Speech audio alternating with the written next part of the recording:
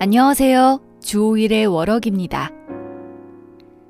오늘 소개해드릴 사건은 2003년 2월 23일 고등학교를 갓 졸업한 김모 씨가 친구들과 술자리를 가진 뒤 짝사랑하던 남자친구를 만나고 돌아오는 길에 변을 당한 사건입니다. 그럼 자세한 이야기 속으로 들어가 보실까요? 좋아요, 구독 부탁드려요.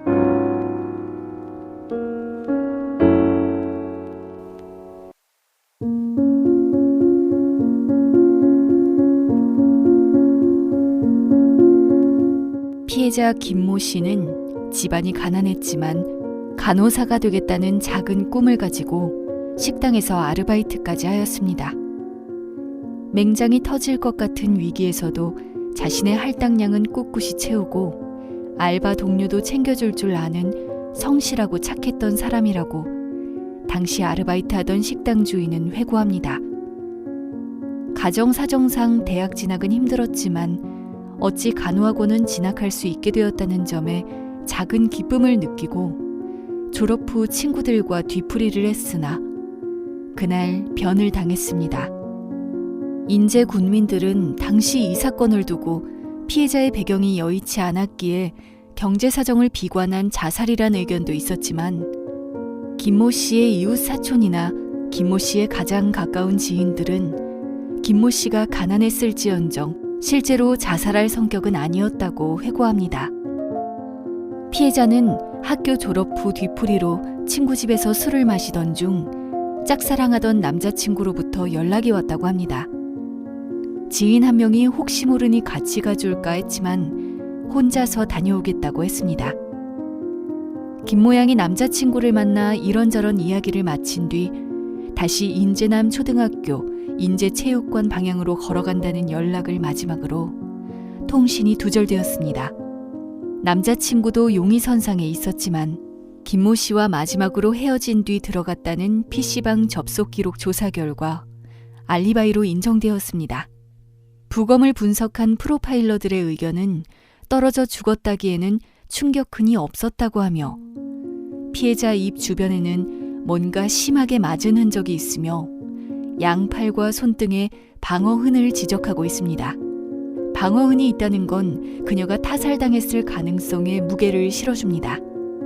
또 목을 졸라야 생길 수 있는 점출혈도 발견되어서 범인은 확인 사살을 하기 위해 목까지 졸랐음을 추측할 수 있습니다.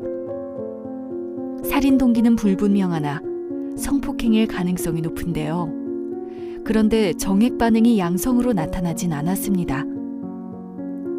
사건 발생 한 달 후 자신이 자동차 업계에서 견인차 일을 하는 사람이라 밝힌 첫 번째 제보자는 김양이 사망한 시각에 흰색 마티즈 한 대가 사건 현장에 주차되어 있었다고 제보했습니다. 그러나 당시에는 CCTV가 없었기에 차종 중 번호를 특정하기도 쉽지는 않았습니다. 15년 만에 그것이 알고 싶다에 한 제보자가 연락을 해왔습니다. 제보자 김모 씨는 너무나 기묘한 장면을 본 터라 강렬하게 기억하고 있다면서 말을 걸어왔는데요. 다만 정확한 시기까지는 기억이 나지 않는다고 했습니다. 하지만 범죄 심리학자들은 시간과 장소를 틀리거나 기억하지 못하는 것이 더 자연스러우며 진술의 신빙성 또한 높다고 하였습니다.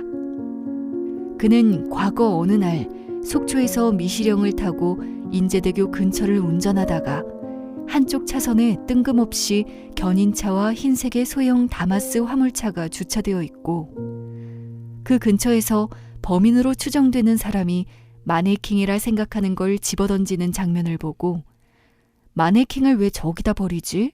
라고 단순하게 생각했다고 합니다. 최면으로 꺼낸 기억에 의하면 사건 현장에는 2.5톤에서 3.5톤으로 보이는 노란색 견인차가 차량 뒤에 있는 서치라이트를 앞으로 비추고 있었다고 하며 그가 그 견인차를 발견한 후 그 노란색 견인차가 유턴해서 라이트를 켜지도 않고 자신의 차량을 쫓아왔다고 합니다. 그래서 깜짝 놀라 추적을 뿌리치려 운전했었다고 하는데요.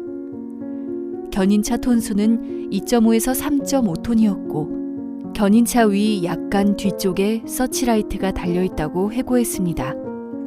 견인차가 주차되어 있다는 점 때문에 최초 제보자가 진범이거나 혹은 공범일 가능성이 생겼습니다. 경찰 역시 견인차 운전자를 조사하려 했지만 사건이 일어난 지 얼마 되지 않아 갑작스럽게 인제지역에서 일을 그만뒀다고 합니다. 당시 동료의 말에 따르면 문제의 견인차 운전자는 이미 서울 쪽에서 무슨 사고를 치고 멀리 도망와서 여기서 일하는 것처럼 보였다라고 증언하며 이미 전과가 있던 사람임을 암시하고 있습니다. 그것이 알고 싶다 취재진은 춘천의 견인차 업계를 수소문해 봤으나 또다시 어디로 간 모양인지 해당 운전자에 대해서는 모른다는 답변밖에 하지 못했습니다. 이수정 프로파일러는 최초 제보자의 제보가 어쩌면 수사의 혼선을 야기하기 위해 최초 제보로서 역정보를 흘린 것일 가능성을 제시하고 있습니다. 궁금한 이야기 Y 방영권에서는 최초 목격자를 직접 찾아서 인터뷰까지 했었지만 3년이 지난 그것이 알고 싶다에서는 결국 최초 목격자를 찾는 데 실패하였습니다. 세월이 지나다 보니 직접적으로 피해자와 관계되지 않은 사람들은 이미 사건을 잊었는데요. 하지만 현재까지도 피해자뿐 아니라 유족까지 왜곡된 소문으로 2차적인 피해를 입고 있다고 하니 사회 역시 유족들의 2차 피해를 방치하지 않아야 하겠습니다.